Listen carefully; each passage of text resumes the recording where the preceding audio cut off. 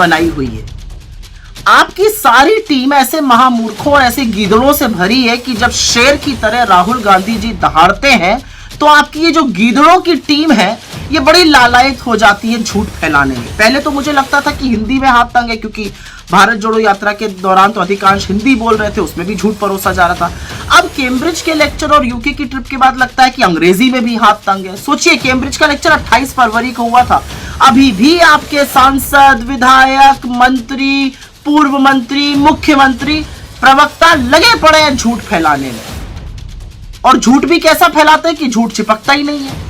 भाई राहुल गांधी जी तो शेर की तरह दहाड़ते हैं, लेकिन आपकी जो गीदड़ों की ये सेना है इससे जरा पूछिए कि जब महंगाई की बात होती है तो लहसुन प्याज नहीं खाते कह के बचने लगते हैं, बेरोजगारी की बात होती है कहते पकौड़ा तल लो, चीन की बात होती है कहते कोई घुसा हुआ नहीं, आप खुद कहते कोई घुसा हुआ नहीं।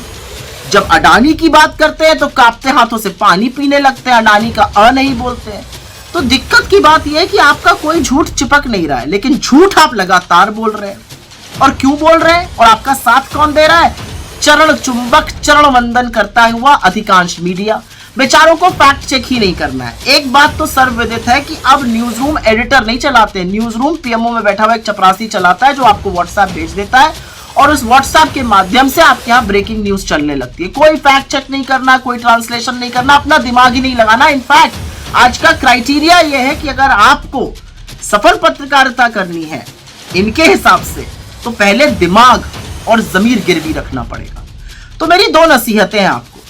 जितने आपके मंत्री हैं, कानून मंत्री बेचारे कानून की धज्जियां उड़ाने में लगे रहते हैं। सूचना प्रसारण मंत्री जो उनका पहला काम है, मैं सबसे बड़ा ट्रोल बनकर दिखाऊंगा मोदी जी, घबराइए मत। एक महिला मंत्री है, वो बेचारी और किसी चीज पे मुंह ही नहीं खोलती है, राहुल गांधी जी का नाम आएगा लपकी चली आएंगी जहां से होंगी, भर्त्स ना करने। मैं आपको एक नसीहत देती हूँ, अच्छे ट्रांसलेटर रखिए आप लोग, पैसा की तो कमी है नहीं, इससे फजीहत से बचिएगा। हर बार जो झूठा झूठा कहे जाते हैं, लोग हंसते हैं आप लोगों पर, थोड़ी फजीहत से बचिएगा। और दूसरा एक नसीहत ये देना चाहती हूँ, अरे संविधान पद की शपथ ली अपने पदों के लिए, थोड़ी उनकी गरिमा रखिए। उनकी गरिमा नहीं रखनी तो जब घर जाते हैं और बच्चे पढ़ते हैं पापा मम्मी ट्रोल कहे जा रहे हैं, पापा मम्मी 2 रुपल्ली के ट्रोल बन गए, तो उनके सामने थोड़ी इज्जत रखिए।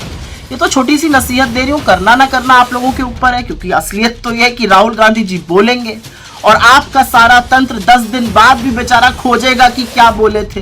तो लगे रहिए, सवालों का जवाब आपके पास है नहीं, झूठ का सहारा आप लेते हैं।